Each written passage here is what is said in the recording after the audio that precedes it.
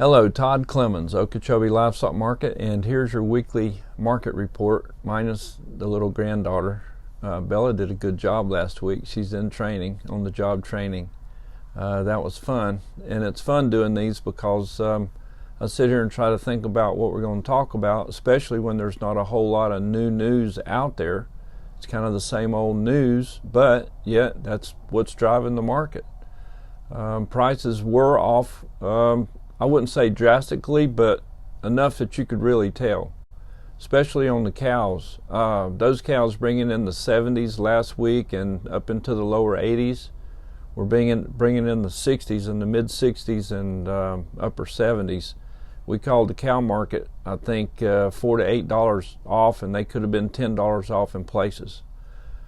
And I think that's just strictly due to supply. It's been a lot of cows around. Every week we wonder when we're going to run out of cows, but then again, here comes another semi-load, so they're still out there, and we're going to work through this supply eventually. We're going to show up here one day, and there's not going to be hardly any slaughter animals for sale because we've sold them all. Seems like that's what it seems like. But yeah, we only had a little over 1,000 head Tuesday, which is about like what we had last year this very same time, which surprised me. I thought we had 1,500 or so last year, but it was just about like last year with a little over 1,000 head on Tuesday. And I think it was around 1,200 head on Monday, which is pretty steady to what it was last year. Calf prices were off. No real news to report there. Some of the places around the country we're quoting calves higher on Monday. Places in Oklahoma, some of these markets that if you'll look at their reports, Missouri and Oklahoma, where they're selling a lot of calves, we're showing higher prices. Places that maybe did get some rain, and we did see where they did get rain somewhere there in Texas and Kansas and Oklahoma last week, and that'll sure help that wheat to pop up out of the ground, and hopefully it'll spur on some demand for these calves. But not only here in Florida, but all across the West and the Midwest where these cow-calf operations are, these calves are really coming to town, and there's a big supply.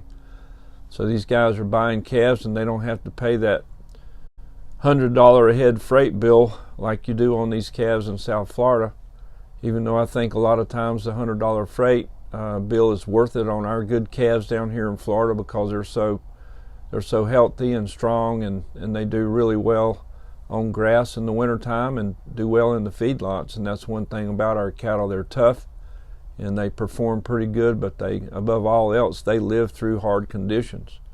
Now, you don't want to be sending Brammer calves to Kansas in the wintertime. That wouldn't make much sense, but you got to send cattle that have hair on them to those places that get cold.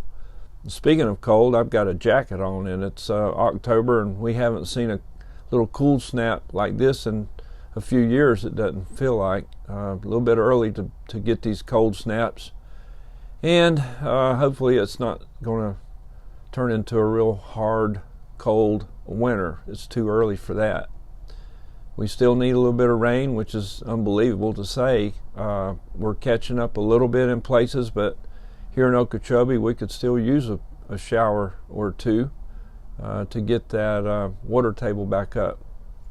The lake is getting higher. The Kissimmee River is still flowing, and water is still coming down from the Kissimmee River Basin.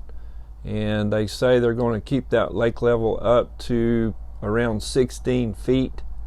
I know there's just tons of water pouring in that lake, and the last time I looked it was 13.5 feet, but it's getting higher by the second, I'm sure. Anyway, it's drying up a little bit over to the west of us, over there in DeSoto and Hardee County. The Peace River and the Caloosahatchee, those places are kind of a little bit getting back to normal as far as the water goes. Demand for these calves, I believe, will pick up with a little bit of rain, and wheat pastures and the ryegrass pastures will be coming in, and guys will be out there wanting to put cattle on those pastures, and I think demand will pick up soon, I hope. I was hoping it would be better this week, but it wasn't. It just didn't happen, maybe a little bit too early. Fat cattle are trading a little bit higher. I think they added another $1 onto the fat cattle. The board is looking good. December and February are pushing towards that $1.50. And if we can get these fat cattle traded up there in that $1.50 range or even better come first quarter of next year, that'll sure help these calf prices to get back where they need to be. We were hoping we would see those $2 500-pound steer calves, but they backed them up to, oh heck, they were bringing around $1.60, $1.65 this week, or maybe not even that much. It was more like $800, so probably around $1.55 to $1.60 on those best 5-weight calves. The 6-weight calves were bringing in the 130s, and the heifers are 15 to 20 cents back of the steers. And so we got a little bit of work cut out for us. We had a good bull sale here Friday. The Brangus bulls that we sold averaged close to $4,100, which was a few $100s higher than it was last year, so that was good. This week we're going to have the Eaton Charolais on Friday, sale time 1 o'clock. There's 60 head of Charolais bulls, and they've been coming down here for a few years and been bringing bulls to Florida for several years. And those bulls are real hard. They're not fed up, just grain fed up. They're hard, and they're in working shape, and you can turn them out right on your cows and they'll go to work and they'll hold up real good. So that's Friday here at 1 o'clock, the Eaton Charolais bull sale. And then next week, next Friday, will be the Sutphen mixed breed bull sale. That'll be next Friday. So if you need a Charolais bull, come see us.